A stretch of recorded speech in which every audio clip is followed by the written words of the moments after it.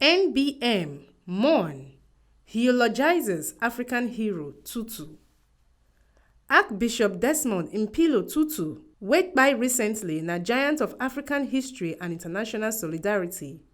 NBM of Africa na am fema. The Pan-African movement talk say them received this news of say this liberation icon and religious leader don't buy.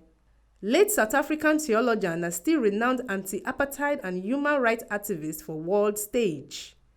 He na former Bishop of Johannesburg for 1 year from 1985 and Archbishop of Cape Town from 1986 to 1996. For both cases, he na the first Black African to hold the position.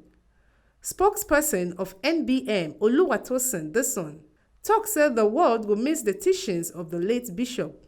Late Tutu na fearless person wey speak against the discriminatory policies of the former apartheid enclave where them anchor on international racism. Late Tutu political soulmate na late Nelson Mandela. Both of them win Nobel Prize for Peace.